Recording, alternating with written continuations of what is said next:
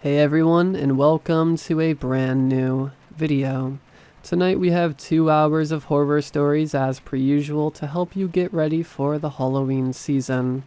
We have a lot of things prepared for October, and I hope you are all looking as forward to it as I am. If you do enjoy this video, please be sure to drop a like rating. Let's see if we can reach 1,400 likes on this one. Every like helps. Subscribing if you are new is also very much appreciated, as I post content just like this all of the time. Also, I am on a brand new microphone. I finally decided to get my dream microphone because it was on sale. It's the Earthworks Ethos, if anyone is curious.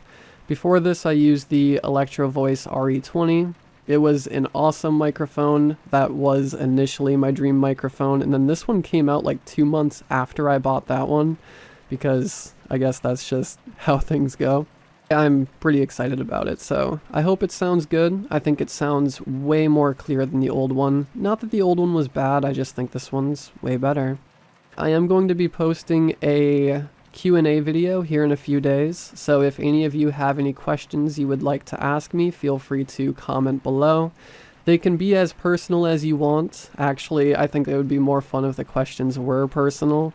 If I don't feel comfortable answering something, I just won't answer it, so don't worry about it being too personal. Again, be sure to drop a like if you enjoy the video. Sit back, grab a coffee, pack a bowl, whatever it is that you do to relax, and let's get into the stories. Enjoy, and as always, I hope you all have a great night. My wife Isabel and I met because of a murder in our freshman year at college. Her dorm had been blocked by the cops because a girl we both knew had been found stabbed 42 times in her bed. The killer has taken her eyes, mouth, nose with him. The strangest thing was that not one person in that crowded dorm heard her scream. Isabel lived a few rooms down from the scene, and I saw her standing at the very center of the crowd. Her arms wrapped around Christy, the victim's roommate, who was white with shock. They looked terrified and still in their pajamas, but Isabel turned and her blue eyes met mine. Something in her gaze was so sad and scared that I knew right then in that moment I needed to protect her. I went up to ask if I could help in any way, and ended up spending the day helping Isabel look after Christy. After that, we were pretty much inseparable. I was there for her when the police announced they were trying to search for the killer but had no leads. He struck again a few towns over, exact same MO. And then again a town over from there. The press began to call him the college butcher. Isabel spent more time at my room after that. She was majoring in literature, so I'd find notes strewn across the room about everything from Dante's Inferno to Austen's Pride and Prejudice. I didn't mind though. Isabel was beautiful, kind, and funny, and someone who had lived a very normal life until that point, so I could understand the shock. She loved her parents, had 2 younger sisters, and the first time I met her parents for Christmas, I almost resented my own parents for not welcoming me nearly as warmly as they welcomed us into their home. It was perfect. Too perfect, and I should have been smarter. Wiser, but I was young, stupid, and deeply in love. We got married a few years after college, after I had got a job as a software developer, and she had got a job working as a teacher at the local high school. We bought a house in a quiet, safe neighborhood in a quiet, safe town, and for a while, everything seemed so good. For 10 whole years, everything has been good. Until 3 weeks ago when I decided to clear out the attic because I could swear I heard something skittering up there when I was getting ready to leave in the morning. Thinking it was mice or rats, I told Isabel in the kitchen that night while she was adding the finishing touches to the bolognas, and I was pouring us a couple of glasses of wine. I think there's something in our attic, I said casually as I passed her a glass of wine. I'm going to give it a clear out and see if it's a rat or something. When she said nothing, I looked at her face. It was completely pale and she was staring at me with something I could not place in her eyes. It wasn't fear, it was something else. "Don't go up there. I'll deal with it." I frowned. "I really think it's something small and I've been wanting to clean up that place for a while. Let me deal with it." She stared at me then, and a sort of involuntary shudder went up my spine. "Jack, do not go up there. Promise me." I nodded slowly, confused. We respected and loved each other, and I wouldn't want to hurt her in any way, and given how stressed she was, I knew I had to listen to her. But she may as well have dangled a chocolate chip cookie in front of my face and told me to not ever touch it. So I waited until she left for work one morning and went up there. The attic was dark, but we had a light in the middle of the room. Regardless, I had my phone's torch I could rely on. Since ours was an older house, we had actual stairs leading up to the attic, as opposed to a ladder, and when I walked to the end of the hallway and opened the door that led to the attic, I swore I heard a creak at the top of the stairs. The kind of creak only a foot can make when it lands on a faulty floorboard. The hair at the back of my neck stood up as though a cold draft had blown into the hall. I squinted into the darkness at the top of the stairs and softly asked, "Hello?" As the moments passed, rationality caught up with me. How stupid was I to think there was something up there? Annoyed at myself, I grasped my phone, and flicked the torch. And with more confidence than I truly possessed, I walked up the stairs, listening to each stair creak as I did. The attic was creepier than I remembered it. It was actually a space I'd planned to convert into a game room of sorts, but Isabel had talked me out of it. And honestly, over the years, I'd forgotten how big it was. It was your average attic in many ways. Dusty, wooden floors, a small window at the end of the room overlooking the neighborhood, but it was spacious. Sure, it held all our old junk, but even so, the boxes and the couple of pieces of old furniture took up such little space at the far end of the room. I remember thinking how nice skylights would be in the sloping ceiling. Why had Isabel, who was so organized and wanted all the rooms in the house to be used, so keen to leave this as it was? A slight unease had started to make its way around the corners of my mind. As if on autopilot, I walked to the end of the attic where the 5 boxes which contained Isabel's things were lying. Part of me was screaming that this was a massive invasion of her privacy, but I didn't care by that point. I wanted to see what was in there that was making my wife act so strange about this particular room. I sat cross-legged on the dusty floor and pulled the box to me, opening it up. The first box was just some old clothes that she had kept for sentimental value. T-shirts signed by friends, a few old sweatshirts, nothing that really piqued my curiosity. The next box was just some old books which she didn't want to part with, but for some reason wouldn't keep in the bookcases I had built her in the living room. When I reached the third box, something in me hesitated. I think a part of me knew that my life was going to change after I opened this box. Some strange sixth sense. Carefully I unsealed the box and looked inside, and a sigh of relief overcame me. It was just framed photographs and a photo album. I smiled and lifted the first one, Isabel and her sisters laughing as children at her 4th birthday. Some were of her parents and others of us. Then something struck me. Why hadn't she put this photo up downstairs? That weird chill was back. The box only held a large brown leather photo album now, and my heart racing, I opened it to its first page. It was a large black and white photo of a small girl on a swing facing away from the camera. That in itself was creepy, but the creepiest thing about the photo was another little girl in a white dress who was standing at the edge of the woods looking at the girl on the swing. It was almost as if she was looking at me through the photo. The next page had the same little girl on the swing playing on the jungle gym, smiling as she swung from the bars. Behind her, the strange little girl stood, watching her every move, her eyes cold, her mouth a thin line. Page after page of this little girl living her life, and the strange girl standing on the edges watching her. As the girl grew up, I recognized her to be Isabel, and the girl watching her looked like her, a darker, angrier version of her. I swallowed hard watching my wife's doppelganger grow closer, seeing photos of her in my room with the shadow of herself watching her.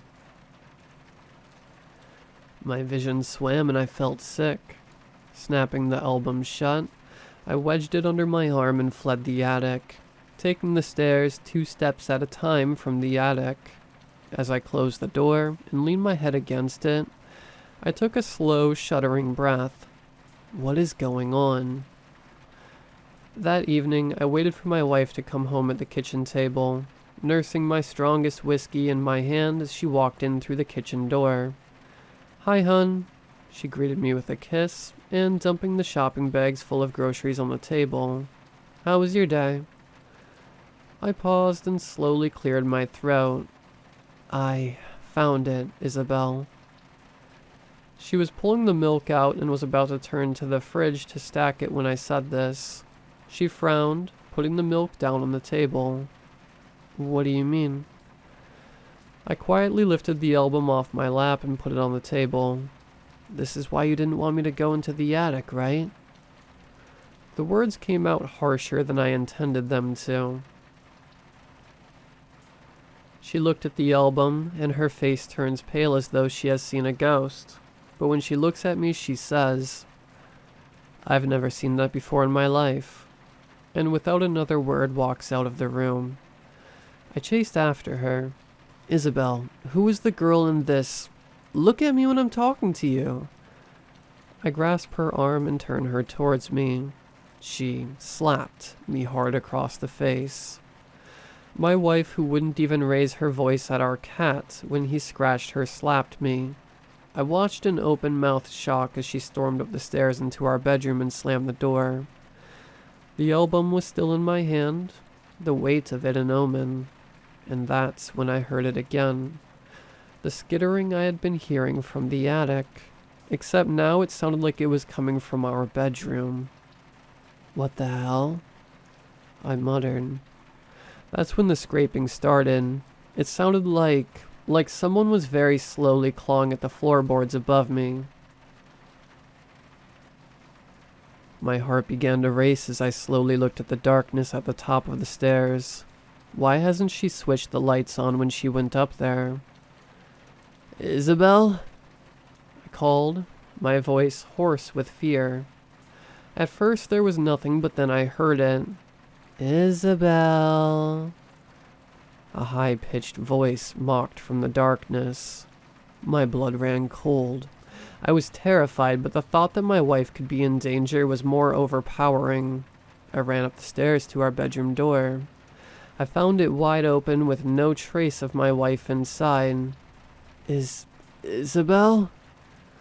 I walked hesitantly as I looked around the empty bedroom. That's when I felt it. A cold hand grabbed my ankle from under the bed. I screamed and pulled myself out of its grasp, stumbling backwards, and I fell against Isabel. She grabbed my hand and dragged me down the stairs. "I told you not to go into the attic." She sobbed as she dragged me to the front door. "Now you've let her out. You've let her into our lives." As we got outside, she rushed to the car. "Hurry up before she finds us." I jumped into the passenger seat without saying a word. "Isabel, what the hell is going on?" She started the car and we zipped out of the driveway. I could see her knuckles were white from the gripping the steering wheel so hard. She finally spoke, her eyes focused on the road. "She's always been there, always angry. You see, I'm the one who got to live." "What?" I was more confused now than ever. I'm a twin, Jack, she said to me quietly. I'm the twin that survived while she died in the womb. I looked at her confused. So she's what? She's an evil spirit who wants a chance to live, and ever since I was born, she has been eating away at my life. That album was a way to trap her. Those photos were like talismans I used to keep her in there. Every single physical piece of evidence she exists. When we were in college and that awful thing happened, I went to a professional. She helped me trap her. And then I opened up the album and let her out, I said softly. She nodded, a resigned sigh escaping her lips.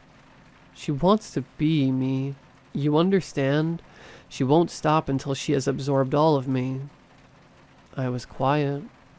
That's when I saw the movement in the mirror.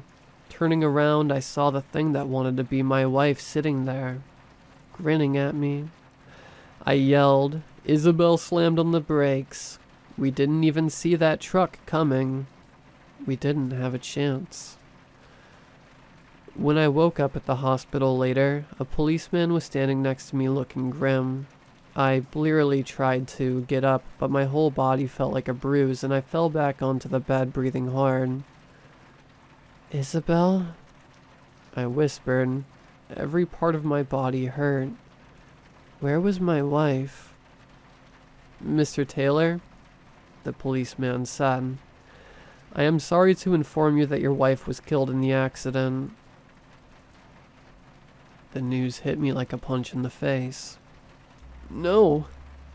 I strangled back a sob. No, no, no. Sir, I'm sorry for your loss, but you are going to need to answer some questions for us. The police officer pulled up a file and looked at me carefully.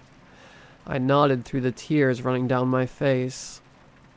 We would like to know why your DNA has showed up in a string of murder cases. Are you familiar with the case of the college butcher?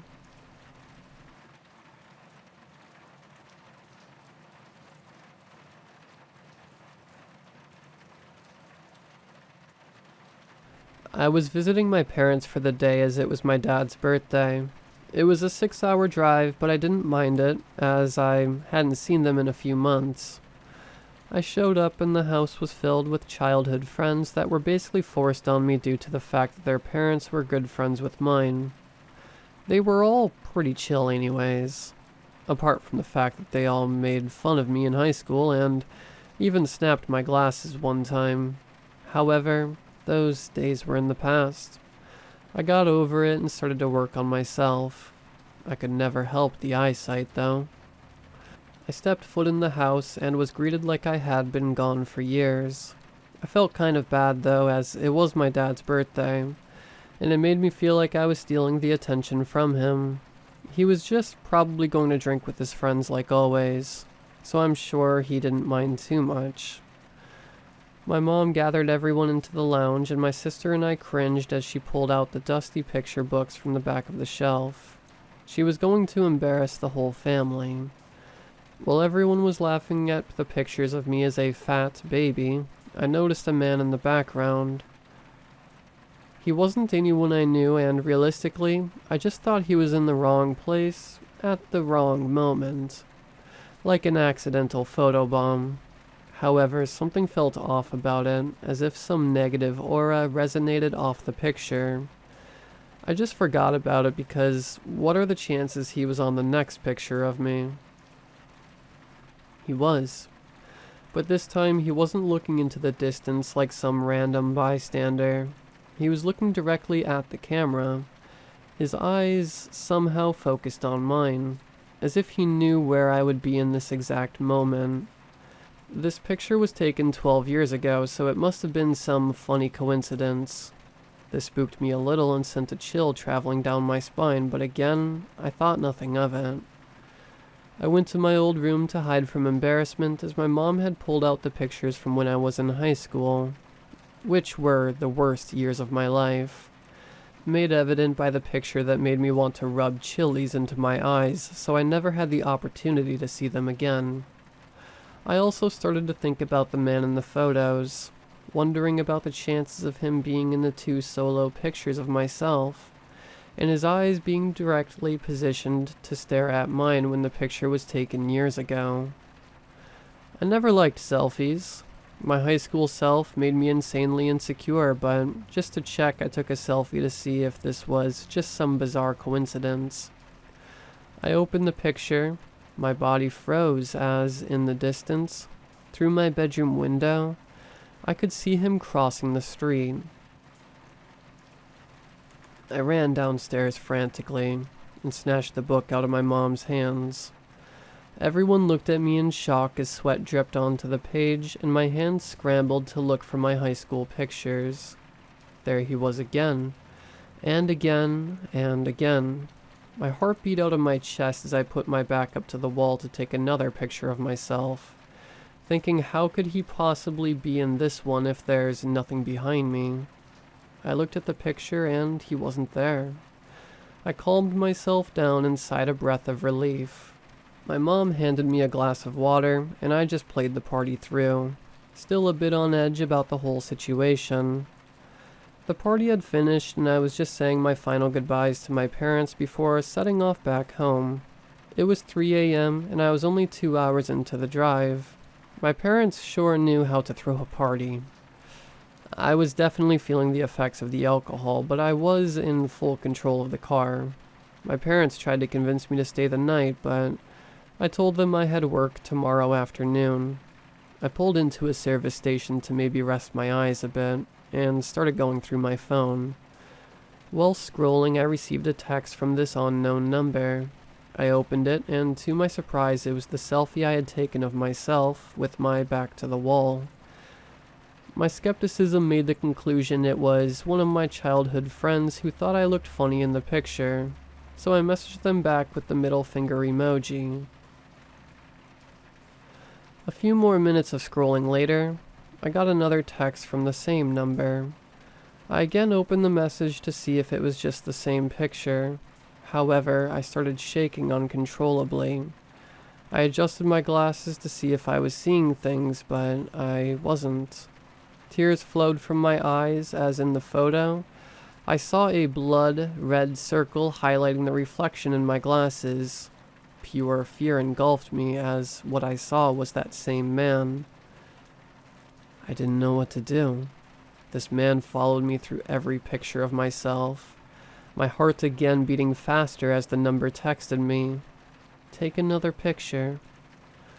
I blocked the number and started driving again. The adrenaline powered me through the whole of the way home, and as soon as I entered my bedroom, I crashed onto my bed. When I woke up, my phone had blown up over 50 messages from that one number. Wake up now. I like the way you look. We should take a picture together. Wake up and take a picture. I couldn't. I was being overwhelmed. I didn't know how to react. I curled up into a ball on my bed as my phone stayed pinging on my bedside table. Suddenly, I was startled by 3 deafening, consecutive knocks on my front door. I crept towards the door and glanced through the peephole. Nothing. I opened the door and on the porch there was a box covered in Christmas wrapping. I picked up the box and walked back inside, locking the door behind me. I opened the box and my heart felt like it was being grasped tightly. With every breath came pain, like fire being exhaled through my nose. A camera. I knew how real all this was now as beneath that camera laid 2 photos. One of the man staring at me through my bedroom window, and one of him staring at me in the car at the service station. This man follows me wherever I go. But what I don't ever want to find out is if he is planning to hurt me.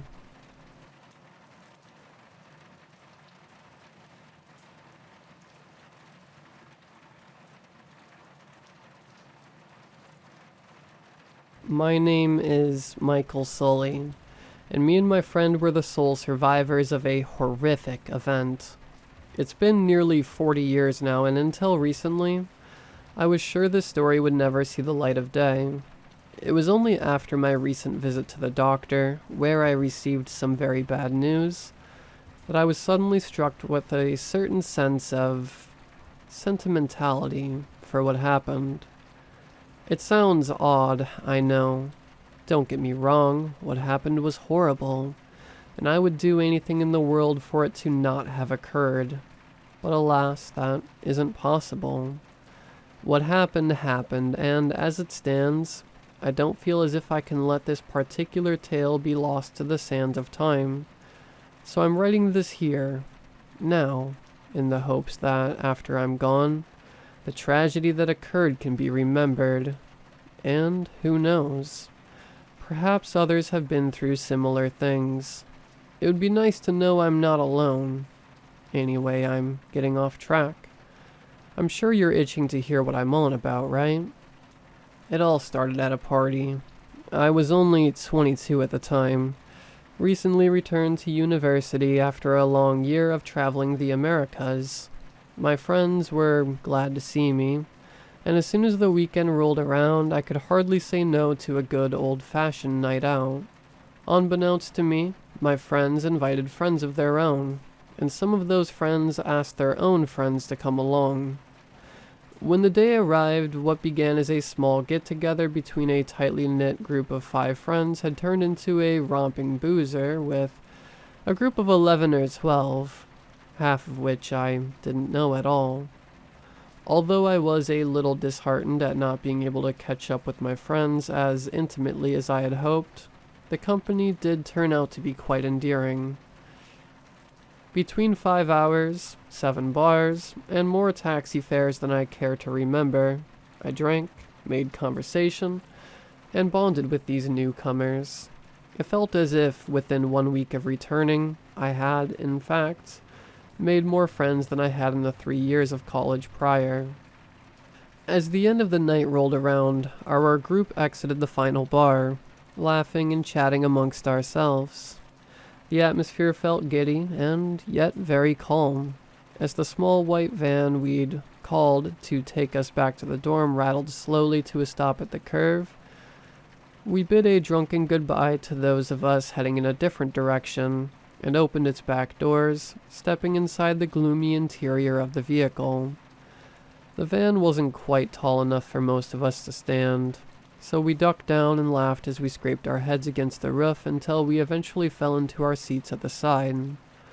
My best friend Joel sat opposite me, staring at me with a gormless smile that made me laugh. As I leaned my head back against the smooth surface of the van's wall, I opened my mouth and beamed back, not just at him, but at everyone in the van.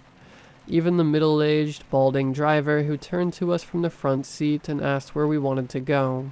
Someone else answered him, while I simply lay back and basked in the glory of the universe. For the first time in my life, I felt truly happy. It was a strange experience, as if realizing that every positive emotion you've ever felt had simply been a fake. A pale imitation of the true sensation which I was only now feeling.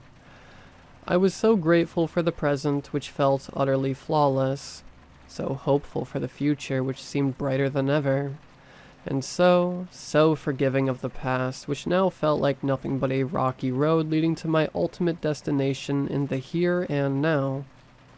It was nothing less than euphoric. As my friend's drunken chatter became background noise in my enlightened mind, I breathed in deep and disappeared into pure ecstasy. The next moments felt like they lasted an eternity, and at the same time, they flashed before my eyes in a matter of moments. I daren't try to explain it further. It makes no more sense to me than it does to you. With that same carefree, stupid smile on my face, and the gentle rumbling of the engine passing through my bones, I sat there, feeling like I had never felt before. Then the noise stopped. I don't quite know how to describe it. 1 second my ears were filled with the muffled sounds of traffic and the hum of the van. And then nothing. The vibrations passing through the vehicle ceased as well, sending a chill through my body just before the whole thing lurched forward. It felt like a descending elevator slowing to a stop far too quick. I, like almost everyone else in the van, was jolted upwards, making a resounding thump against the roof as my head smashed against it. As we fell back down into our seats and the world fell still again, our eyes began to wander between each other. Now, I know it may seem stupid given what had just happened, but every single one of us still had a smile on our face. The feeling I felt, what we must have all felt, was like a pull, drawing us into ecstasy and refusing to let go, refusing to even acknowledge the possibility that anything bad might have happened. Despite that, my naturally curious nature beckoned me to stand up from my seat and poke my head between the back of the driver and passenger seats to see into the front of the vehicle. The driver, looking even older and frailer than he did before, lay face down against the steering wheel, unconscious. Buzzed as I was, I reached forward and grabbed his shoulder, shaking him gently while muttering something totally inappropriate to the situation. I can't remember exactly, but I assume I jokingly told him he needed to get more sleep, or to wake up so he could join the party. It wasn't until I finally raised my head and saw out of the windscreen that my smile finally faded. What I saw was only darkness. No rear lights from the cars ahead of glaring yellow from street lamps. No traffic lights or buildings. I saw only black. At first I assumed a logical explanation, that the van had crashed into something black, or a blanket had been tossed over the windshield, forcing the driver to brake. But as my eyes narrowed and I leaned in closer, I was proven wrong. It wasn't just darkness. It was more nuanced than that. The more I stared, the more I could make out other colors. Brown, sickly green and purple, floating and blending like clouds in a nebula. I turned around to my friends, suddenly concerned. Although the feeling of euphoria still lingered somewhere in me, they were still buzzing. A couple now drunkenly stumbling toward the back doors. When Joel reached for the handle and pulled, my eyes went wide. Before I could leap forward or shout a warning, the two doors at the back of the van swung open, suddenly revealing an all too vivid window into the horrid void I had seen through the front. The air did not change. No wind flew in from the outside, nor did it vent from within, save for the suddenly looming sight of this seemingly infinite expanse just beyond the safety of our small shuttle. Nothing seemed to have changed. Even the van, which was clearly no longer on solid ground, did not shift or tilt. It was perfectly still, and by that point, so was I. Joel slowly turned around, a mumbly chuckle beginning to reach up from his throat. I couldn't possibly understand what he was so jolly about, but I knew immediately something was very wrong. As his head turned, his eyes met with mine, and I saw a sight that haunts me to this very day. Joel's eyes were inky black, shiny, and reflective enough that I could see myself clearly in them. They were leaking vicious black fluid, flowing down his face like tears. He wasn't crying, though. His mouth was still upturned, a grin so wide I could see his lips trembling from the strain. He stared at me, the rest of his body unnaturally still. At this point I could see a few of the others had noticed, but strangely, none of them seemed concerned, except for Harry, a lanky man I had met only that day. The others' expressions were shifting, twitching as if some internal battle was taking place to decide how they should feel about the horrifying situation. I was dumbfounded, paralyzed on the spot. As I fell still, Joel began to move again. He turned around and stepped closer to the edge of the van, practically teetering over the abyss. Then he turned to face me one final time. Even though I'm certain his mouth was already as wide as it could go, I could have sworn that he smiled at me for that moment. A smile that meant more than simply what was on his face. Without a word, he stepped out into the void. He didn't fall like I expected him to. He simply hovered there, floating slowly away as his other foot let go of the van, and his body became wholly unsupported. I did nothing. I merely watched in abject horror as my best friend was snatched by the abyss. That is my biggest regret to this day. Suddenly my attention was stolen away as another friend of mine, Elsa, snickered. It was an infectious laugh, one that demanded reciprocation. I was so terrified that it had no effect on me, but I could see the others struggling to hold in laughs of their own. One by one they succumbed, giggling and wheezing as a bout of laughter overtook them. Their stifled smiles were broken wide open into huge grins, and I could see as their eyes darkened, as a thick liquid began to seep from them, and they slowly rose from their seats, making their way to the back of the van. Only Harry remained in his seat, now suddenly fighting for control over his face as the twitchings of a smile assaulted his visage.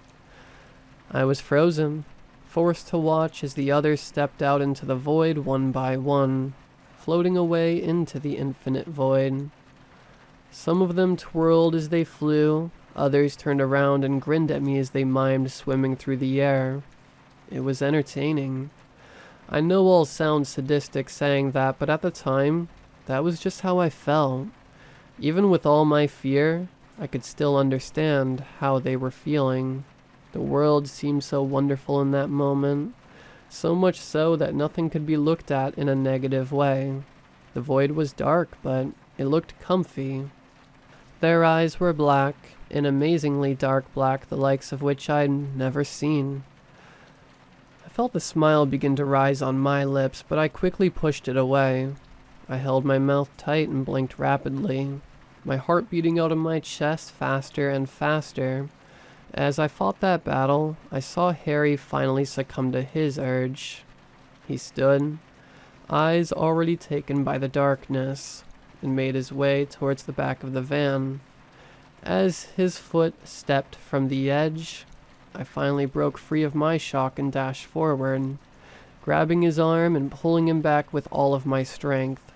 His face stared back at me, grinning as if I was the mad one, ruining his fun. I pulled with all my might, grabbing one of the van's doors with my other hand as I tried to shut off his escape. The pull outside was so strong, yet it wasn't the slightest bit physical. My face was still twitching, and a warm feeling in my belly beckoned me out into the darkness. However, every time I looked out, my mind raced back to Joel, my best friend, the man whom I had had so many good memories with, taken from me. I refused to succumb to the blind comfort, the false hope. As I pulled with all my might, finally starting to make progress, my eyes were drawn to something within the void, something now far away in its depths, still floating even farther. To my utter terror, it was Joel, his body straight as he floated slowly down into the gloom. His hand was moving, and it took me a second to realize what he was doing. With that unnatural grin still on his face, he was waving at me. At that moment, I couldn't take it any longer. I pulled and eventually was able to wrench Harry back into the van. As he fell onto his back, I grabbed the doors and slammed them shut. When they connected and sealed the exit, the whole van shuddered again, the overhead lights flickering on for a moment, then on and off repeatedly. I could see the whole van shaking each time it lit up, until suddenly, everything went dark. When I woke up, I was in a hospital bed. I jumped up screaming at first, or at least that's what the nurses said. It's a fuzzy memory for me. All I remember is the bright, glaring lights, the stark white walls and the warmth of the hospital instilling me with dread. When I came to my senses, the doctor explained that I had been found in an alleyway with severe bruising and several muscular tears. I asked him about Harry and the van, but they seemed to know nothing about it. I was found alone. I didn't even try to tell them what had happened. I knew they wouldn't believe me and could have done without being locked up in a psychiatric unit. I stayed in the hospital for a few days before I was discharged, and the first thing I did was try to find Harry. It took me almost a week, but I did eventually track him down. He was in a hospital in a completely different part of the city, miles and miles away from mine, and even further from the place the van had picked us up. He was so relieved to hear my voice when I visited. His eyes remained black, the doctors diagnosing him with some condition or other to explain his sudden and total blindness. Only we knew the truth, and Harry, too, seemed inclined to keep it a secret. He never did get his vision back. For the first few months, I looked after him as got used to his new condition. Although he eventually moved away to be with family, we did keep in touch until his passing some years ago. As for myself, I spent a lot of my time after that researching events similar to mine, desperate to make sense of what happened. I never found anything, and was eventually forced to give up. I tried my best to go back to living a normal life, and for the most part, I succeeded. Though every time I see a white van rolling down the street, I still feel my stomach drop. It's irrational, I know. I'm as certain as anything that the van and the driver had nothing to do with it. The fault, if anything, was ours. It pains me to think that we, in our youthful arrogance, doomed that innocent man to a fate still unknown. And that concludes my story. I know most of you reading won't believe it, and that's fine. I just hope that one day it can serve as a comfort for the next person who finds themselves a survivor of that horrid, horrid place. And remember, because this part is important, if you ever find yourself in a moment where you are so blissfully happy, a moment that seems to transport you, one you feel like you could stay in forever, whatever you do, don't smile.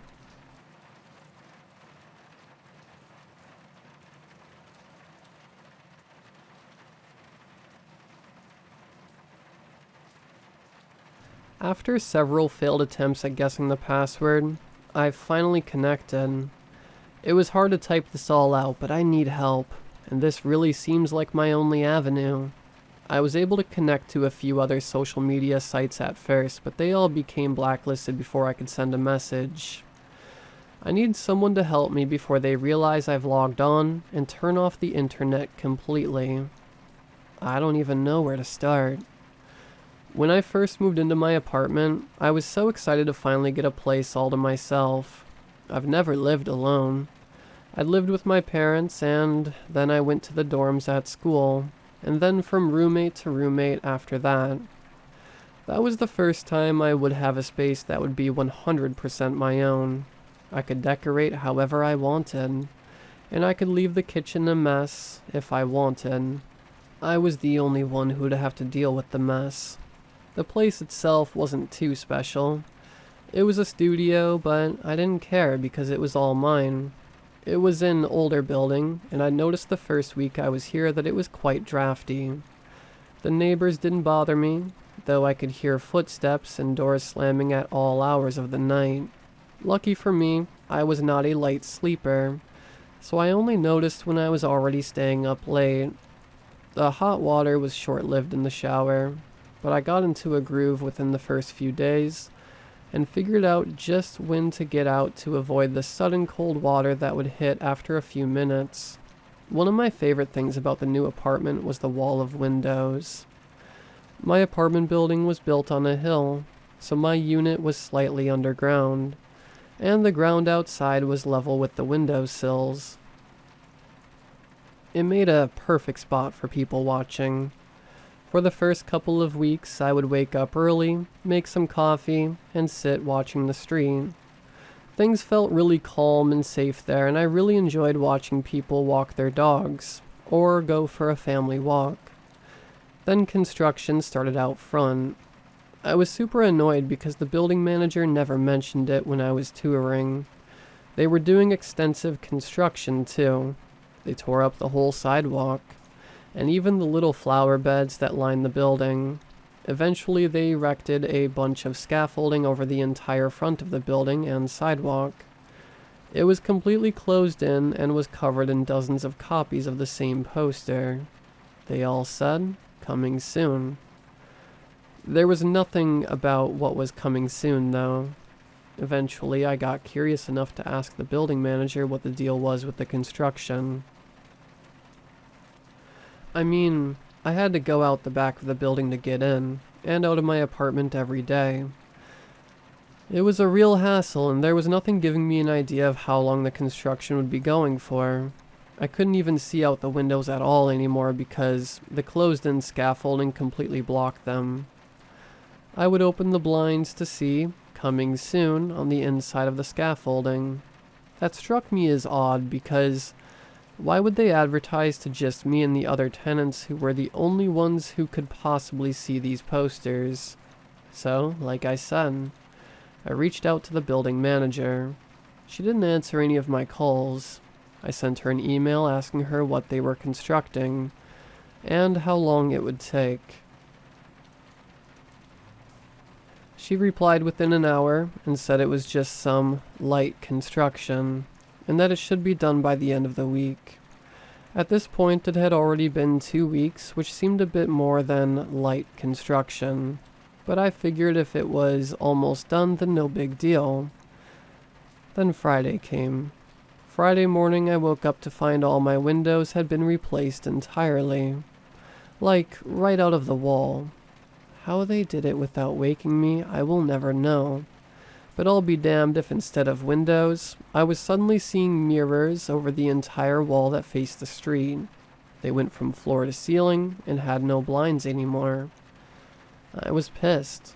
I rolled out of bed, grabbed some pants and a shirt, and went to my front door to go outside and check out what had been put in the front of the building. Unfortunately for me, there was no front door. The whole wall was just that, a wall. At this point, I was at a loss. I kept pacing back and forth from the bedroom to where my front door had been before. Nothing changed. I was still faced with a wall of mirrors and a solid wall. I couldn't leave my apartment, so I called my building manager several times and texted her. Nothing. No response at all. I went back and emailed her and told her I was now trapped, and she needed to come down and figure out how to let me out and fix this. She replied again within an hour, and said that was odd, and that she'd contact the construction company for me. She apologized that I was not happy with this situation. After an hour, I started to think, screw this, and figured if they were going to have to fix my wall of mirrors anyway, then I should be able to break my way out. So I started taking items in my apartment and slamming against the mirrors. I took a chair, a large pot, my own fists. Nothing I did worked. The mirror stood there as solid as it was before. I called the police. I called 911. I called several friends and even my boss at work because no matter how many calls I made, no one answered. The phone just rang and rang and rang. I emailed and texted and went on social media. No one replied, not even so much as a read receipt. The only person I could get to reply was the building manager, but all she kept saying was, "That's odd," and telling me she will follow up with the construction company. After several hours of panic, I heard shuffling from out in where I assume was still the hallway.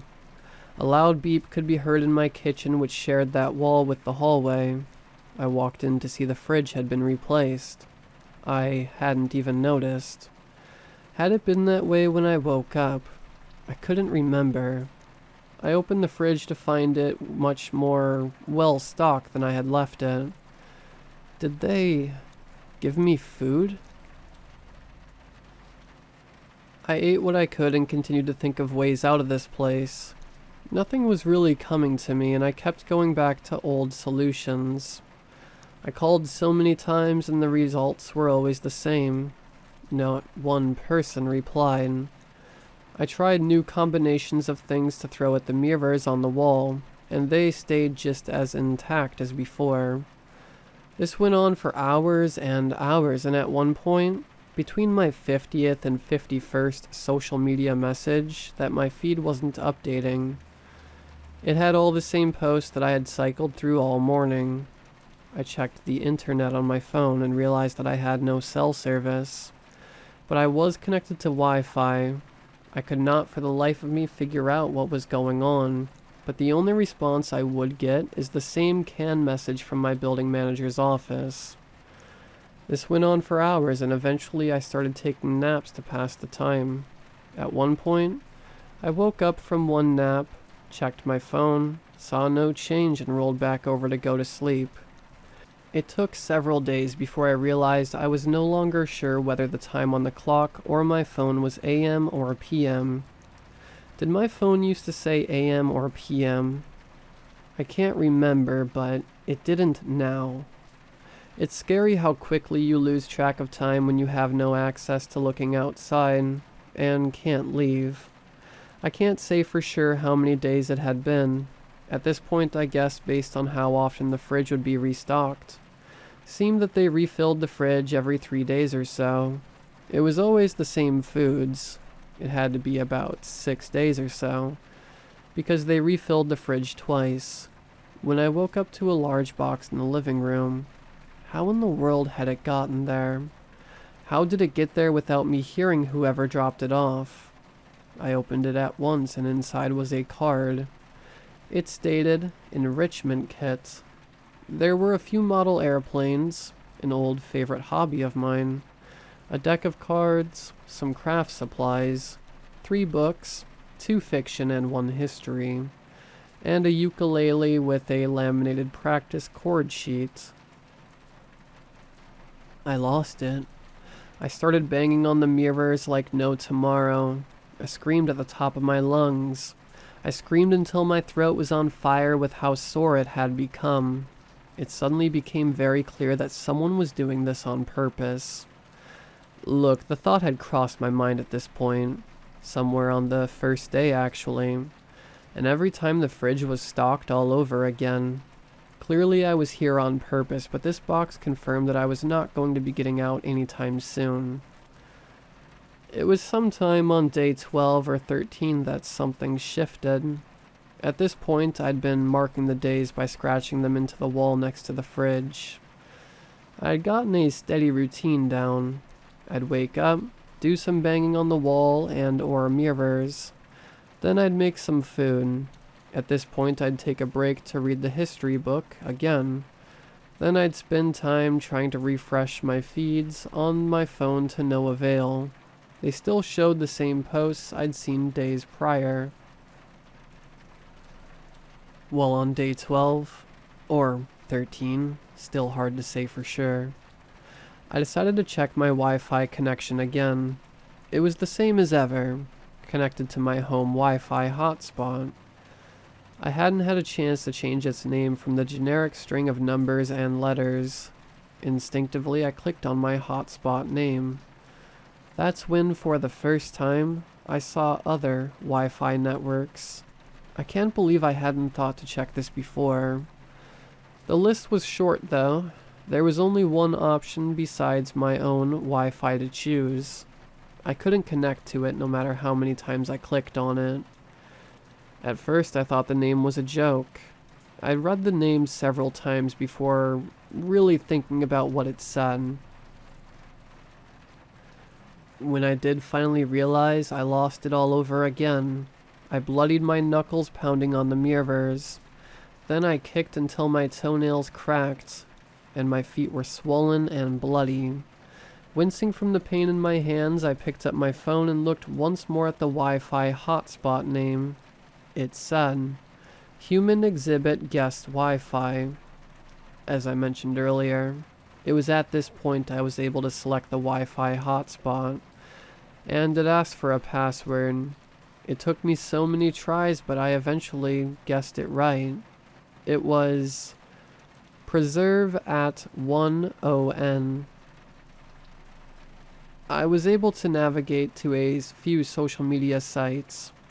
One of my friends had just posted a link to a website asking if anyone else had seen this, and had anyone heard from me in the last few weeks.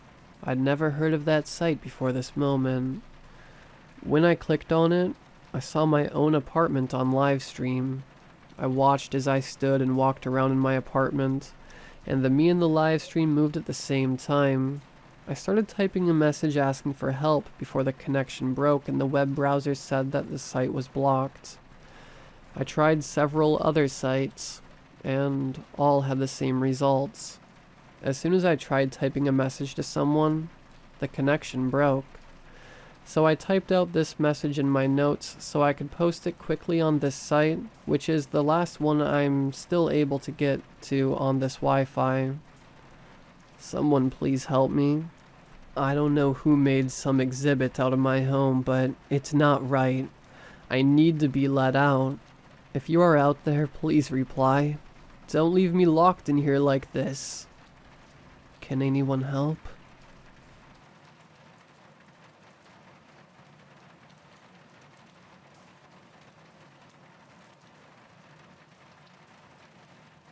It was my uncle's fault for dying. That might sound insensitive, but it's the truth. Because if he hadn't died, I wouldn't have found myself in the unfortunate position of cleaning out his house. And if I hadn't been cleaning, then I never would have had to deal with the rats at all. Here's the thing about rats. Most people just think of them as slightly bigger mice. Heck, I used to think that. In fact, I thought rats were pretty cool, and even wanted one for a pet when I was younger. But there's a big difference between the cute little guys you see at PetSmart and the real deal. Alley and gutter will chew through the floorboards to get to your pantry kind of rats. The ones that fester in the shadows, baring teeth that are way too long and glaring with eyes that are way too intelligent. The ones that hiss and lunge and scrabble around inside the walls. The ones that keep you up during the night and make your life hell during the day. All I can say is, Ratatouille lied. Rats are not your friends. They're mean, they're scary, and they're huge. I once saw one that was so big, I initially mistook it for a cat, and subsequently moved out of that apartment as quickly as I could. Not that it did me much good, because there I was, cleaning out Uncle Rob's disgusting condominium and dealing with rats all over again. Look, I truly don't have anything against my uncle. I barely knew him, so I'm not about to go making a bunch of assumptions about his character. I'm sure he was a great guy, or, at the very least, wasn't up to anything notably immoral. And the last thing I need right now is to be haunted by an estranged relative, so I really don't want to risk speaking ill of the dead or whatever. But there is absolutely no reason that any human being should be living in that level of filth. When I say filth, I'm not talking about a sloppy bachelor pad. I'm certainly not the cleanest guy myself, so I can look past the occasional pile of takeout containers or stack of old beer cans. Weird smell coming from the sink. No big deal. Dirty laundry on the floor. That's normal. What's not normal is the downright abhorrent living conditions of Uncle Rob's place. Literally every surface was covered in grime, mold, or both. A thick layer of dust was caked onto everything from the floorboards to the top of the fridge. Some sort of slime that I couldn't quite identify dripped from the ceiling and down the wall in places, forming vicious little puddles where it reached the ground. The stove and plumbing were rusted beyond what should have been possible, and gaping holes punched through the walls to reveal pipes that were equally corroded. A few inches of brown, tepid sludge, trying its best to pass for water and failing miserably, pooled at the bottom of the toilet and the shower. Mountains of garbage transformed the relatively small condo into a twisted labyrinth. The kitchen sink was filled with what looked like clumps of hair mixed with human feces, and the insides of both the oven and the microwave were splattered with something equally foul. The withered corpses of spiders, centipedes, and roaches were sprinkled about like confetti, and as I walked through the house, they'd crunch under my shoes like the worst percussion solo you've ever heard. And the smell. Gosh, the smell. It was unbearable. That's really the only word I can think of to describe it, and it doesn't even come close to doing it justice. It was so bad that the first time I opened the front door, I nearly passed out from the sudden wave of pungent waste. The stench just about knocking me off my feet. Coughing, eyes stinging with sudden tears. I'd briefly wondered if maybe they'd forgotten to remove Rob's body after they'd found it, but even a 2-week-old rotting corpse couldn't have smelled that bad. That was the first time I considered calling up my mom and telling her that there was no way in hell I'd be cleaning Rob's house. And it wasn't the last. But there wasn't really much I could do. I'd been taking a gap year for the past 3 years in a row, and the only thing I had going for me was my job at the 7-Eleven. I didn't have friends, or a girlfriend, or even a dog. My days were usually spent mindlessly scrolling the internet, watching TV, and making half-hearted attempts to figure out what to do with my life. Painful as it is to admit, I was aimless, living paycheck to paycheck in a state of perpetual stagnation. So between my comparatively free schedule and the fact that I only lived one town over from Uncle Rob and was therefore the closest, it made more sense for me to be the one to clean out his place rather than any of my extended family. Plus, my mother said she'd pay me $200, so there was that. I eventually decided to just suck it up and get to work. The sooner I finished, the sooner I'd never have to go back. And I'd already resolved that throwing in the towel wasn't an option.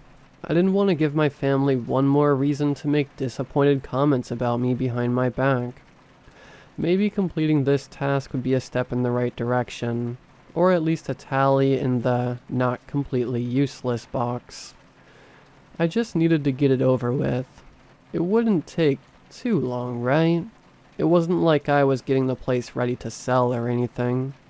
Just clearing out the trash, rubbing off the mold, and boxing up Rob's stuff. It shouldn't have taken more than a few days. A week and multiple Amazon searches for hazmat suits later, I'd barely made a dent in the mess.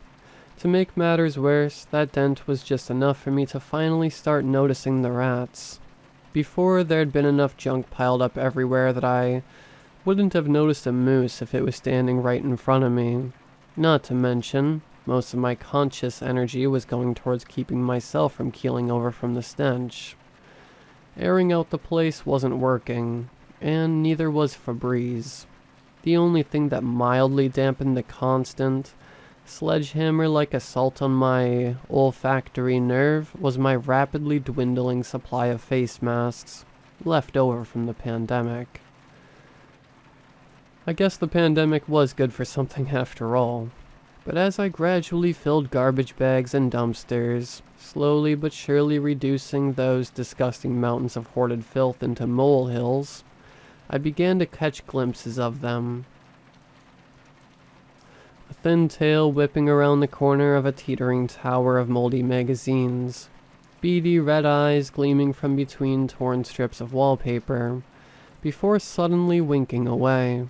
Shadowy figures racing around in my peripheral vision, bristly scratching beneath the floorboards, in the walls, from within the cupboards and couch cushions. The pitter-patter of unsettlingly tiny feet whittling away at my last dregs of sanity. It only took them a couple of days to get used to my presence, and they seemed to decide that I wasn't much of a threat soon after. Who could blame them? My decidedly unmanly shrieks each time I came across one of them made it clear that I wasn't the one wearing the pants in this relationship. My prior experiences with rats made me particularly jumpy, and while I wouldn't have called it a full-fledged phobia at the time, they definitely picked up on my fear and unease. So, they stopped bothering to hide. Instead, they'd hiss at me when I got too close to their nests. They'd pop out of the Swiss cheese walls like Jack-in-the-Boxes if I tried to remove the goopy, rotten crud that I guess they were saving for later. They really didn't want me interfering with leftover night. And they'd even charge directly at me on the rare occasion that I mustered up enough courage to take a swing at them with a broom. It got to the point where they were just leaping out and taking what they wanted, when they wanted it. Rats have been the devil's employee of the month for the last several millennia, and they weren't about to stop on my account. The worst part was, there was nothing I could do about it. I tried poison, I tried traps, I tried cleaning faster, hoping that cutting down on the trash would at least prevent more from coming. But no matter what I did, nothing worked. The rat problem just kept getting worse and worse. And with each rodential jump scare, whatever remained of my sense of masculinity would slowly crumble away. Finally, I decided enough was enough. It was time to splurge on an exterminator. I started by Googling exterminators near me. Apparently, life wasn't done kicking me in the teeth yet because if the house and the rats weren't enough, now my phone was acting up. It took an unusually long time to load, almost 5 minutes, and colored pixels were flickering on and off the screen. I tried to shut the phone down a few times, but it wouldn't even turn off. It just kept loading the search engine. It finally finished buffering, and I nearly screamed when I saw that Google had given me exactly one search result. One. That shouldn't even be possible. Clearly my phone was infected with some sort of virus. I groaned. One more thing to worry about on top of everything else. The map feature was glitching out too, so I couldn't even tell how near me this exterminator was. All I could see was the company name and a phone number just beneath it. The Ratcatcher. I frowned. The name seemed a bit on the nose and hyper-specific for a professional exterminator. Then again, it was memorable and catchy, which is the main goal for any small business. And rats were my primary problem. So I clicked on the phone number. Despite whatever virus was currently wreaking havoc on my phone, the call went through. And a dial tone briefly sounded. Almost immediately someone answered. "You've reached the Ratcatcher. How can I help you?" It was a man's voice. He sounded extremely bored, and maybe even a little annoyed, as if me calling was some terrible inconvenience. Yeah, hi. There's rats. A lot of rats." I face-palmed as I spoke, mentally berating myself for being completely incapable of eloquent speech. Luckily, the man on the phone seemed to understand what I was trying to say. "Alright, what's your address?" I gave it to him. I heard the click-clack of a keyboard on the other end, and then, "It looks like we already have your address on file." Just then, a rat jumped out at me from one of the many holes in the wall. I screamed and battled it away. It hit the floor with a thud and hissed angrily as it righted itself. It scampered into the other room. I let out a shuddering breath. "Sir?" the man on the phone was saying. Despite having definitely heard me scream moments before, he sounded as disinterested as ever. "Yeah, sorry, I'm here," I said. Damn rats. I asked if you've hired the Ratcatcher, the pipe man, or the electrician in the past. No, well, this is my uncle's place, so maybe he... My brain finally caught up to his words. Wait, what? Family business, he explained. If you've hired any of them before, you'll get a discount. Oh, it looked like weird names were genetic then. Yeah, I don't know. Maybe my uncle did? I don't live here. The man made a non-committal hum. Make sure you're there when the Ratcatcher comes, he said, or you'll have to reschedule. Then he hung up. For a second, I just stared at the phone in disbelief. He hung up on me. What the hell? I wondered if I'd somehow gotten scammed, but I hadn't given the guy any payment information. An address, sure, but it's not like there was anything in Rob's place worth stealing. The absolute worst case scenario was some psychopath posing as an exterminator so he could kill me. And that didn't seem very likely. Something still wasn't right, though. The man on the phone hadn't told me, well, anything, really. Not rates, not availabilities. He hadn't even told me when to expect the Ratcatcher, only that I needed to be there. What did that mean? Did I have to stay at Uncle Rob's place overnight until the Ratcatcher showed up? I didn't think I could handle that, physically or mentally. Maybe I should just head home, use my laptop to find an exterminator that was less sketchy and go from there. Or maybe the guy on the phone had simply forgotten to give me the rest of the information. Everyone makes mistakes after all, and I could solve the whole problem with another painfully awkward phone call. I was seriously considering redialing the Ratcatcher's number when 3 knocks sounded at the front door. I looked down at my phone, which had finally quit glitching. Then back at the door. There was no way the Ratcatcher could have gotten there that quickly. Then again, there wasn't really anyone else it could be. I gingerly stepped over a pile of dead bugs that I'd swept up earlier, kicked at a rat that was gnawing on a strip of wallpaper, and opened the door. I'd been expecting a middle-aged man with a beer belly, decked out in a jumpsuit and rubber boots, carrying, I don't know, whatever exterminators carry, over his shoulder, like the guy from Over the Hedge. But the sight that greeted me could not have been more different. The Ratcatcher was a girl. Not just any girl, a cute girl. She looked about my age, maybe a year or 2 younger. Her honey blonde hair was shortish with bangs and freckles dusted her face. Her eyes were a bright enough green that I wondered if they were colored contacts. She wore a sunny yellow Guns N' Roses t-shirt, a jean skirt, and faded sneakers. "Hi," she said, smiling widely. Her teeth were white, almost too white, like she'd just walked off the set of a Colgate commercial. "You must be James." At the time, I didn't think about how there was no way she could have known my name, seeing as I hadn't even had a chance to give it to the man on the phone. I just nodded stupidly. As I floundered, trying and failing to form words into a cohesive sentence, she cheerfully bounced on the balls of her feet.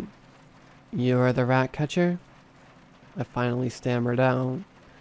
I immediately winced, realizing how it sounded a second too late. Thankfully, she didn't seem offended. Instead, she threw her head back and laughed. It was wonderful. It felt like the sun shining through clouds after it's been raining all day. Like your long-lost dog finally coming home. Like the first sip of soda on a hot summer afternoon. Like... "I get that a lot," she said. "So I hear you've got a rat problem?" At this, I finally shook my head out of my stupor. Yeah, it's pretty bad. I stepped aside, leaving the doorway open for her to enter. I turned around to show her into the condo, gesturing at the various visible rats as I went. Sorry about the mess. I don't know if the guy on the phone told you, but this is my uncle's place, and... I suddenly stopped, trailing off. Something felt off. I turned around. The Ratcatcher hadn't followed me inside. She was still standing on the doormat, still smiling. She had her hands clasped patiently behind her back as she rocked back and forth on her heels. For a second, I just stared. You can come in, I said dumbly. Her smile grew impossibly wider and she stepped inside. As soon as she did, there was a sudden scuttling sound. Startled, I whirled around. I barely managed to catch a glimpse of all the previously unbothered rats scattering, disappearing into the shadows. The Ratcatcher let out a whistle. Wow, she chirped, cheerful as ever. I haven't seen this many in a long time. I've got my work cut out for me, huh? Though she'd seemed politely hesitant to enter the house before, she apparently didn't have much of a problem with it now. She stepped past me, peering around the room with her hands on her hips. I hung back, feeling awkward. I tried for some casual conversation. So, Guns N' Roses. I began, nodding at her shirt. Great band. Great band. I didn't know the first thing about Guns N' Roses. Almost as if she could tell what I was thinking, she shot me an amused grin. Then she returned to scanning the room. Well, that didn't work. Something else. Say something else. What's your name? She didn't respond. After a minute or two of silence, I shifted uncomfortably. She must not have heard me. Before I could work up the courage to ask again, she suddenly announced, I'm going to get started. And then she lunged. I yelped and jumped back instinctively, squeezing my eyes shut and throwing my arms over my head. It was really a knee-jerk response more than anything, and in my defense, I'd been dealing with rodent attacks for over a week now, so I was understandably high-strung. Of course, nothing happened. That split-second, irrational moment of terror was quickly replaced by a hot flood of embarrassment.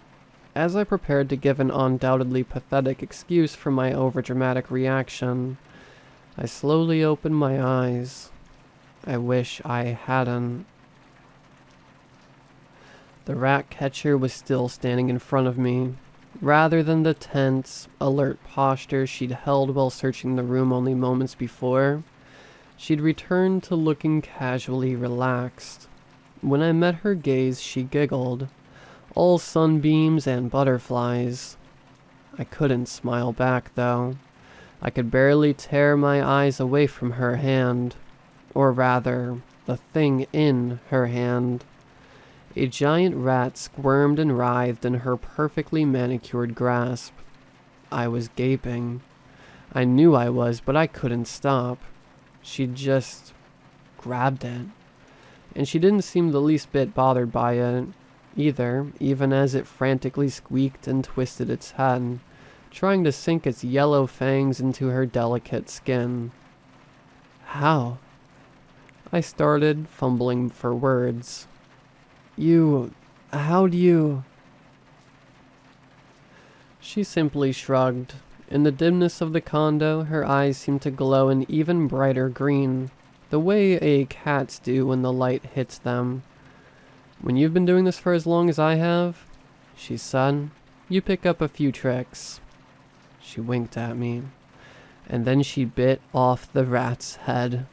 I don't remember what my scream sounded like, if it was a stream of obscenities or just a wordless cry, but I'm certain that I screamed. I screamed as I flung myself backwards. I screamed as I stumbled over a pile of junk.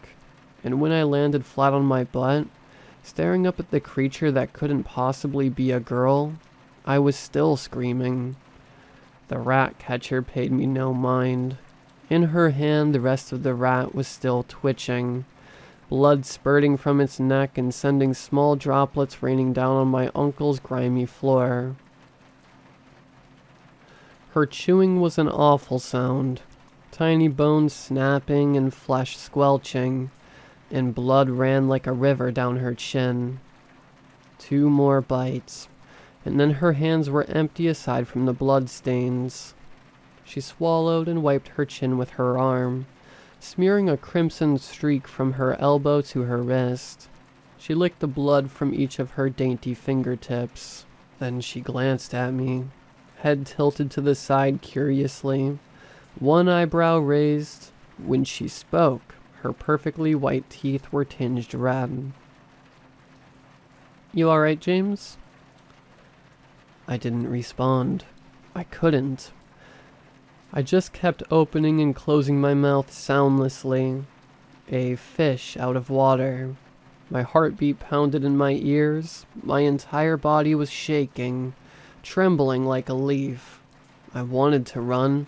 I wanted to run far, far away. Away from Uncle Rob's disgusting condo, and away from the rats, and away from this crazed girl who bit the heads off of live animals. But I didn't. I just sat there, on the floor, paralyzed with fear. The Ratcatcher gave me a knowing smile, and she set to work. The rest of the afternoon passed in a blur. At some point, I ended up on the rotting couch. It was clear of rats at that point, though there were brand new claw marks smashed through the curtains, along with flakes of black nail polish that must have chipped off in the process, and I just focused on counting the various holes in the walls. Rats weren't poking their twitchy little faces out anymore. I couldn't bring myself to feel relieved about it. Look, I hate rats. Hate them. Now, more than ever. But nothing deserves to die like that. The Ratcatcher was ruthlessly efficient. I'll give her that. She prowled from room to room, whistling a happy little tune to herself as she went. Sometimes I'd catch glimpses of her pouncing with inhuman speed out of the corner of my eye, digging her nails into soft underbellies and twisting, biting off tails and feet piece by piece while the rats shrieked. That was the worst part. The sounds they made. The sounds she made, too. Crunching and slurping and splattering and tearing and laughing and gurgling, and always the shrieking. She'd occasionally throw out some commentary that I guess was directed at me. Stuff like, "The small ones are fine and all, but they're a little stringy, you know?"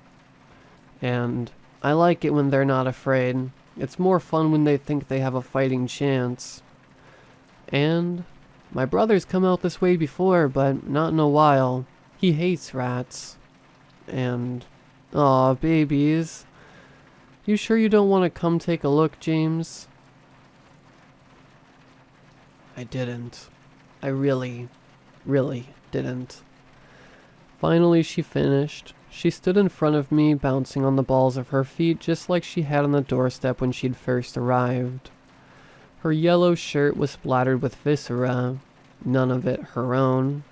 Red speckles misted across her skin like a second layer of freckles. Blood dried stiff in her honey blonde hair. I looked at her numbly. She beamed. "All done," she said in a sweet, sing-song voice, but there was a strange glint in her eyes, and I felt my pulse quicken once more. "Now's when we usually negotiate the price," she continued. It was so fast I almost missed it, but I swear I saw her tongue dart across her lips. She took a step closer, and I involuntarily shrunk farther back into the couch. Her green eyes shone. Her smile was just beginning to stretch into a toothy Cheshire grin when suddenly the opening notes of Sweet Child O' Mine rang out. blaring through the still darkness. The Ratcatcher paused. Something about her stance shifted, turning into something that felt much less threatening. I let out a breath I hadn't known I was holding as she pulled a cell phone from the pocket of her jean skirt. "Yeah?" she answered, then waited as someone on the other line spoke. "No, not yet. I was just about..." "Oh, really?" She hung up, then reached into her other pocket. She pulled out a folded slip of bright yellow paper. She unfolded it, squinting as she read. Then she laughed. "Well, aren't you lucky?" she said almost teasingly. She tore the paper in half and stuck it back in her pocket. "Looks like you get the discount this time. Thanks for keeping it in the family." She blew me a kiss with lips that, if I didn't know any better, I'd think were smeared with too much lipstick. "Bye, James." And with that, the Ratcatcher skipped out the door, slamming it shut behind her. Well, I might not know exactly what the typical price for the Ratcatcher services is. I've got a vague idea, and I'm glad I didn't have to pay it. Sure, she did a great job getting rid of the rats, but she also left scratches, blood stains, and a boatload of trauma that I don't think going to a therapist will fix.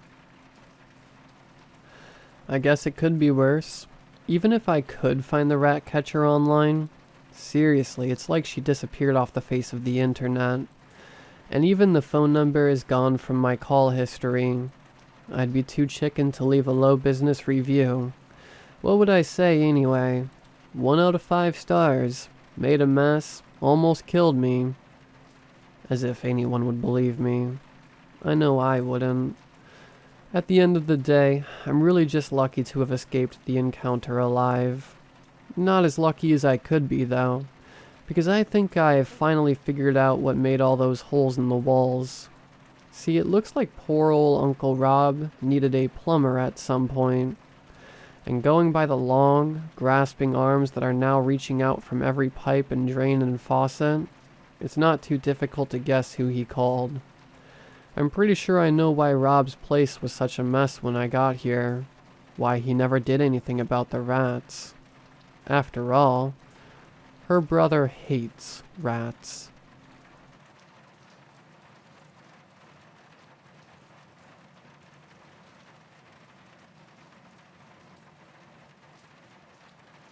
"Sorry to disturb you, sir," Miss Morton said with a sense of nervousness and urgency. "Can I have Aoife, Molly, Joseph, Kieran, Troy, Chloe, Ryan, and Michael?" Her voice wavering as she called my name last. All of us, in ritual unison, did as she asked, packing our bags and following Miss Morton out the door. We were used to this. Most of us had been doing this every year, on the 29th of November, since we were in primary school. Every year, around 2 p.m., we would be let out of school early. None of us really knew why. Our parents never knew why either, but we had our theories. "Bet it's the government doing some experiments," Troy always used to say, a conspiratorial attitude that followed him through to his adult life. "Police exercises for terrorism," was Aoife's diagnosis. As we walked through the corridor, I saw notices up on the walls and doors. Bold letters exclaimed, "Message from Haringey, Barnet, and Camden London Councils.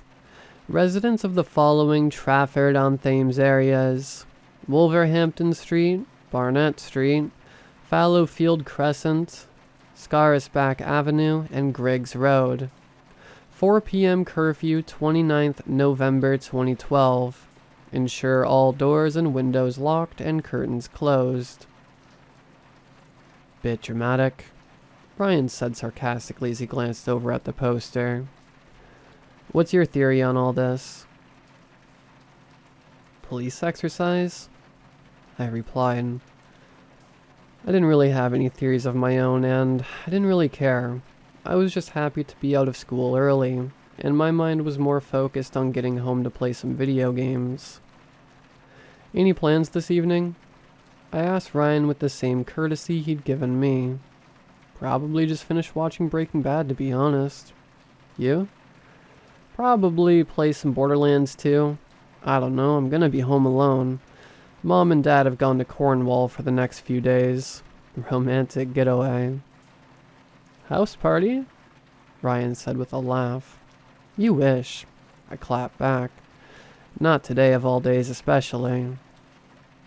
We continued our long march through the dull brown school corridors, joined by other kids being pulled out of their lessons to join us in our early finish. Sometimes looking in the classroom's doors to see the other kids carrying on with their lessons. Joseph decided to be funny and started pulling faces, resulting in him receiving a stern telling off from the head teacher, who was also escorting our ever-growing group. "Joseph, stop being silly," Miss Mansfield yelled at Joseph. "Christ, you're in year 9. Grow up." We continued through the drab corridors before finding our way to the school car park. The bright sun was already beginning to set. It shone against the November frost, mist masking the horizon. A few of us, like Ryan, were getting picked up by their parents, but most of us were herded onto one of the 5 minibuses, each for our different year groups. The only people from year 9 on the bus were me, Aoife, Kieran, Troy, and Chloe. Chloe Fairview, my crush. She was the most beautiful girl I'd laid eyes on. She was perfect, from her big, cute brown eyes to her long flowing brown hair and her small red lips. I never got the nerve to talk to her, always admiring her from a distance, always daydreaming about her. As we go on the bus, I sat near the window by myself, whilst Chloe sat at the back with Aoife. The journey started as soon as everyone had boarded. Miss Morton jumped on as well after taking a register to ensure we were all present. Trafford-on-Thames was a strange part of London. It wasn't as urban and trendy as places like Shoreditch or Camden, or a built-up concrete jungle like Stratford or Finsbury Park. Where my school was, it had more in common with a rural village of the Shires, only being home to about 4,000 people. The nearest tube station was a 40-minute walk away, and it seldom had anything in entertainment. The only amenities being a park, a corner shop, a McDonald's, a Chinese takeaway, and a few pubs. It was the sticks, essentially. As we drove through the hustle of bustle of Finsbury Park and onto the carriageway, I alternated between looking out the window at the winter sunset, watching the world go by, and sneaking glances at Chloe as she chatted and laughed with Aoife. She looked so cute when she laughed, my mind also alternating between thinking about my plans for the night, which consisted of playing Borderlands 2, and having the leftover dominoes from the night before and thinking about Chloe. Even though my chances with her were non-existent. She was the most beautiful girl in our year. I was a 4'11" specky lad, with a stick-thin body. I usually liked being home alone, but this would be my first curfew on my own. The thought unsettled me. Little did I know at the time, unsettling wouldn't even begin to describe what happened.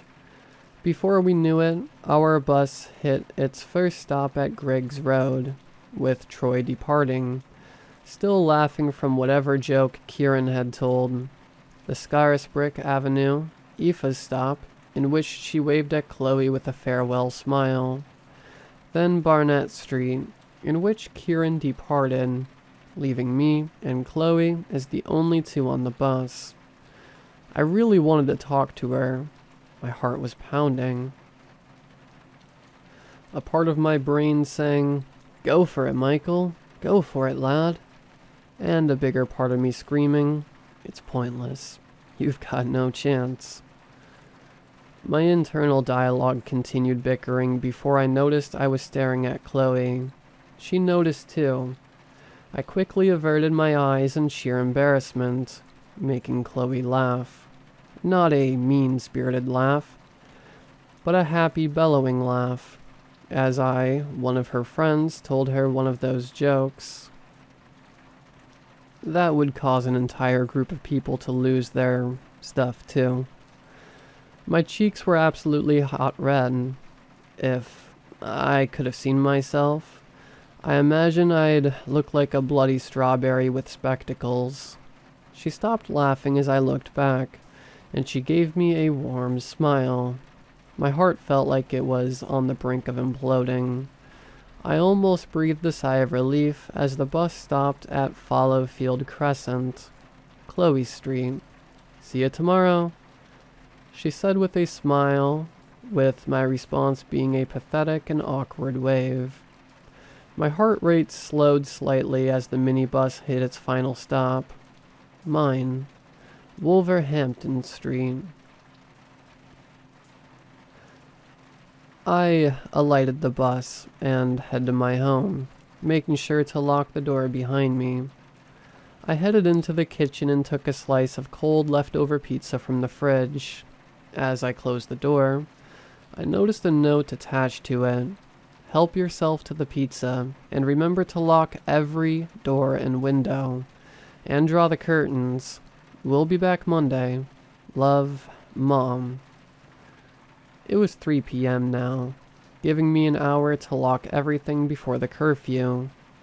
I quickly went through the house, from the kitchen to the living room to the bedrooms, my mind still fixated on Chloe. When I was sure I locked everything and closed the curtains, I went up to my bedroom, jumped on my PC, and began playing Borderlands 2. The new DLC, Torg's Campaign of Carnage, had being released recently, and I was excited to play it.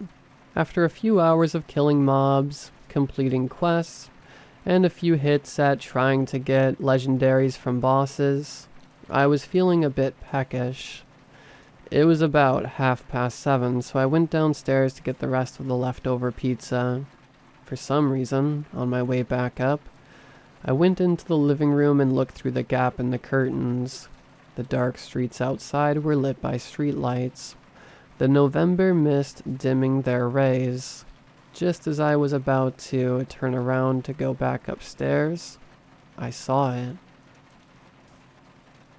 Limping barefoot through the cold November night was a woman. The only article of clothing on her was a dark-stained white shirt. Her dark hair was covering her face. The most distinct aspect of her was the fact she seemed to be missing on her arms. My eyes were fixed on this woman, almost the same way one would with a train wreck. I noticed more about her as she strolled under the streetlights. Her legs had numerous cuts and lacerations, as did her remaining arm. The stains on her shirt were dark red, almost blood-like. As the woman was passing my house, she suddenly stopped and turned in my direction.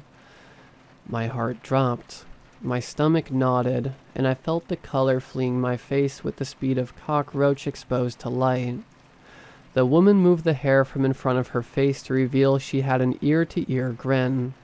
Her eyes were as wide as those of a hungry tiger, and they were laser-focused on me. I wanted to move. I wanted to run, but my body was frozen still.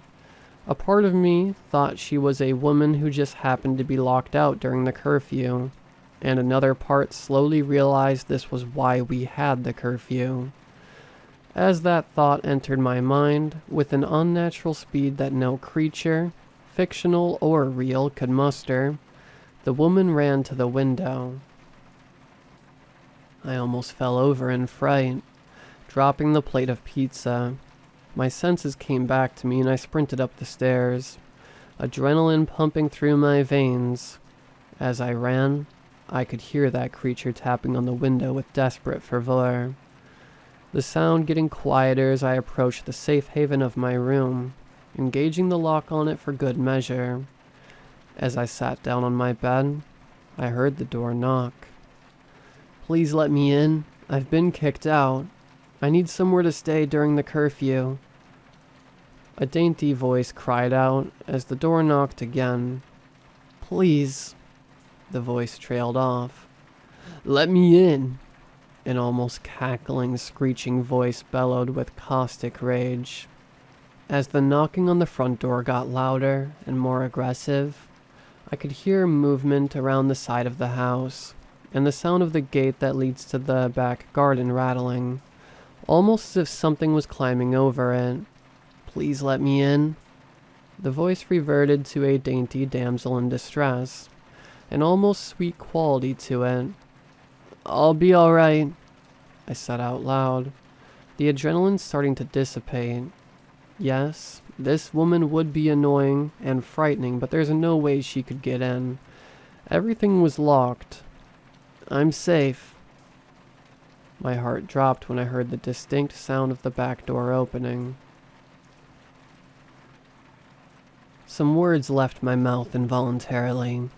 Whilst I was ensuring everything was locked, I was too busy thinking about Chloe to double-check everything. My heart was pounding like a jackhammer as I quickly hid under my bed. The only thing I could think to do. There was a box under there, big enough so that I could fit my tiny frame, which I climbed under as added layer of protection against the horror that entered my home, creating a gap so I could peek out. As I hid in my sanctuary, I tried my best to calm my breathing, as I could hear the creature searching downstairs, opening cabinets and slamming doors. The creature was talking to itself, as the reverb of its cackling witch-like voice echoed around the house. The beating of my heart increased in speed and volume as I heard that thing climbing up the stairs. It seemed that every uneven step she took, my heart rate increased by a few more beats per minute, meeting its crescendo when I heard the sound of the floor creak as the creature outside my door. I put my hand over my mouth to muffle the sound of my breathing, hoping the creature would hear me. The door jiggled as she attempted to open the door. A wave of naive relief washed over me. I hoped she would have given up and left me alone. My relief was disturbed by the loud bang of the door violently bashed open. The wave of relief was replaced by a cold, sweaty wave of dread. The discernible smell of rotting flesh filled the air. "Hide and seek? I love this game." The cackling voice chuckled with macabre humor. My computer monitor was still on, and through the bright light, as the creature limped on, I could see her legs were a mess of lacerations, glass and debris protruding from some of the open wounds. I held my hand firmer over my mouth, paranoid that the sound of my breathing would give my location away. The monstrosity began searching through my wardrobe, rummaging around, checking if its quarry, was in there. Unsatisfied, it turned around.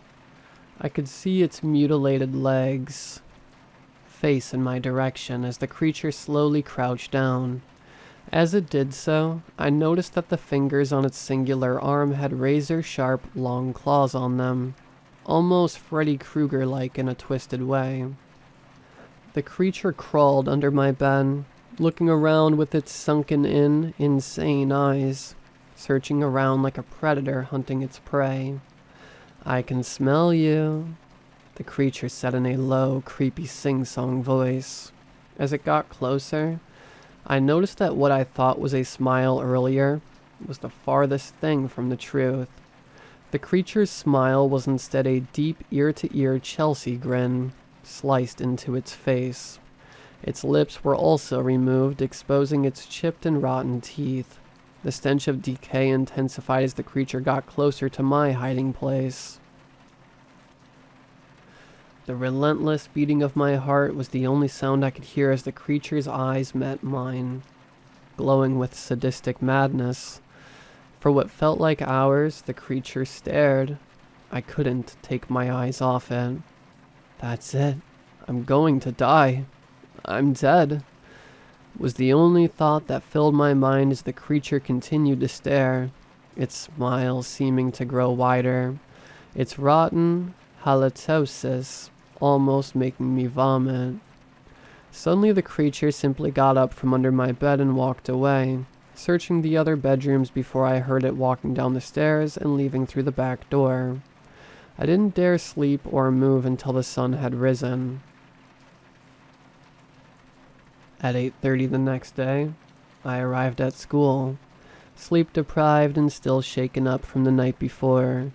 I stopped by a corner shop to grab a few energy drinks, realizing I probably wouldn't be able to get through the day without them. The visage of that creature still stuck in my head like a song. As I went into my form room, I sat next to Ryan. "You look like hell. Up all night?" he quipped. I didn't really have the energy to tell him the whole story, so I just nodded. I noticed Chloe wasn't in today, which was very strange as she was always the type to be in early and rarely called in sick. "Where's Chloe?" I asked Ryan. "Probably just sick, probably not feeling it today." He chuckled. Our form tutor came in, looking solemn. After quieting everyone down, she made an announcement. "First period is cancelled. There's going to be an assembly for the year 9s and year 11s. So, as soon as the bell rings, head to the hall." After she took the register and bell rang, we all packed our bags and headed for the hall.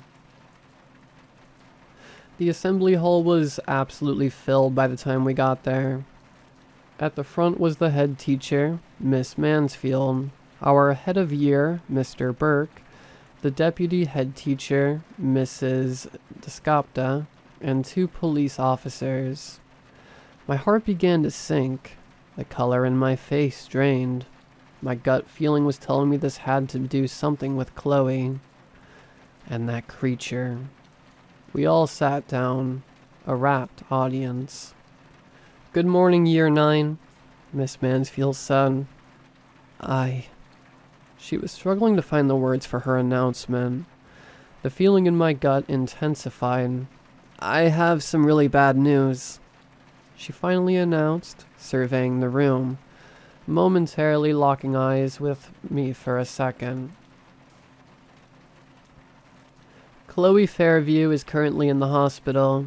She's very badly injured, and it's not looking good." She almost choked up. "Unfortunately, her sister, Roseanne Fairview, and the rest of the family have sadly passed away. That is all we have prepared to say for now." I felt like I was going to throw up. My gut feeling was correct. Something at Chloe's house must have accidentally left a window unlocked or forgot to double-check the locks on the back door, and now Chloe was fighting for her life, and her family was dead. I felt dizzy and nauseous. Not just about Chloe and her family, but the fact that could have easily have been me, either dead or gravely injured. The next few months and years were a bit of a whirlwind. I visited Chloe in hospital. The extent of her injuries was almost indescribable. She looked like she'd almost been cut to ribbons. Lacerations and bandages covered her entire body, and she was in medically induced coma. It was heartbreaking to see the girl I liked so much in such a dire state. She made a full recover eventually, but she ended up having to move in with family up in Warwickshire, and I never saw her again. After I told them my story, and when they heard about what happened to Chloe, my family sold the house and moved to Crouch End. I'm still haunted by the events of that night. I've had almost constant nightmares about that creature ripping me to shreds. Even years after I moved away from that area, I've been drinking a lot to cope with the memories. Recently though, Curiosity got the better of me, and I did a bit of reading to try and find out what the creature was, and what its origins were, and the origins of the curfew. The only things I could find was about the murder of a prostitute in the 1960s. They found her body mutilated beyond recognition, but apart from that she was intact, left arm included. But I found that the curfews had been going since the 1600s. The next thing I found was a bit more chilling, to say the least. In 1634, a woman accused of being a witch was brutally lynched by the townspeople of Trafford-on-Thames. When the dust settled, her crumpled form, missing her left arm, was burned. As she screamed in agony, it was said she cursed the town, coming back once a year to inflict the same agony she suffered onto them. In the article I saw an artist depiction of the lynching, and a cold chill ran down my spine, and the memories of that night flooded back. In the painting, dated 29th of November 1634, as the witch was being dragged by the mob, I saw her face almost smiling, grin sliced from ear to ear, and lips removed. But that wasn't the only thing that terrified me during my reading. I found an article from the Trafford Post, dated 30th of November 2021. Family of 4 found brutally murdered on Wolverhampton Street. She's still out there.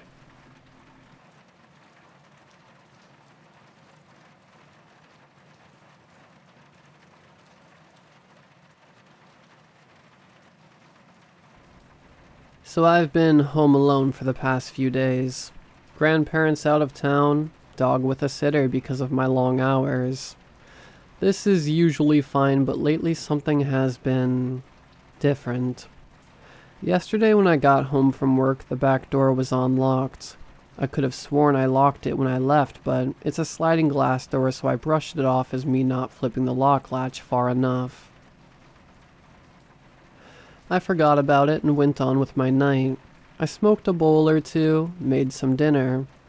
At this point it was dark, probably close to 2 a.m. The only lights were the ones I had turned on, which weren't many, as I was in the process of shutting everything down for the night. I was brushing my teeth for the night when I saw it. Out of the corner of my eye, a shadow. It moved across my periphery so fast I almost didn't see it. I brushed it off as my hair moving in the breeze of the AC or something. I have anxiety, so it's not unusual for me to get freaked out over nothing like that. Assuming it was just that, I kept getting ready for bed. But then I saw it again. It ran down the hall in front of my door, gliding like a black shadow rather than a person. A trick of the eyes, it must be. But the door to my grandma's office creaked open. My heart froze. Anxiety going full force, adrenaline coursing through me, I mustered all my courage and went to check out the office. I slowly pushed open the door, shining my phone's flashlight around until I was comfortably sure the room was empty. I don't know why I didn't just turn on the light and go in, but it was as if something was telling me not to. So I simply closed the door and left, trying to tell myself it was all just my imagination, that I had left that door open a tad earlier. I would go to the bathroom one last time, go to bed, and everything would be normal in the morning. At night before bed I like to pee in the dark. It's a weird habit I've developed over the years to try to help make sleep come easier. My bedroom is right next door with a lamp on. It's bright enough to see by from the bathroom. As I was washing my hands, the light flickered.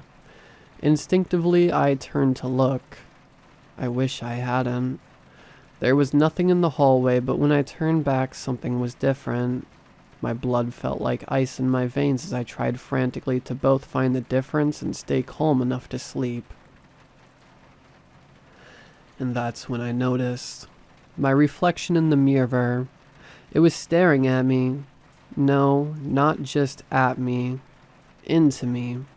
I was sure my face must be frozen in horror, but the reflection didn't look scared at all. It looked like it was smirking. It looked like me, but something was off. Her hair was too tangled, eyes too dark and sunken, her cheeks too gaunt and bones poking through the skin in a way I was sure mine hadn't in years. I didn't know what to do. I bolted to my bedroom and pulled the covers over my head like it would protect me from it. Like it could protect me from it. I'm sitting here typing this now. It's set to auto-upload tomorrow. I don't know if I did the right thing. Something in me is telling me I shouldn't have stopped looking at her. That I should have left the bathroom light on. That I should have never looked in that mirror after dark. I see the shadows more clearly now. I don't know how I could have ever confused them for humans. They're waiting on me to come out. On me to turn the light off and fall asleep. It's her fault, I know it is. I'm praying that this was just my anxiety, and if it's not, that she's still stuck in that mirror.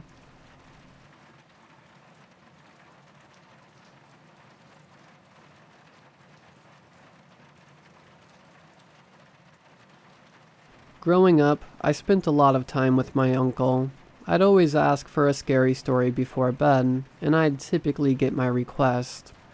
Whether it was a convoluted fable about why you shouldn't pick your nose, or a moral about brushing your teeth before bed, it would do the trick and put me to sleep. However, at times, due to the excitement of the adventures I'd had with him that day, sometimes sleep would evade me after the first story. That's when it would be time to beg and plead for another. The second story would occasionally be the story of Trowbridge, and a boy my uncle grew up with in the 1960s.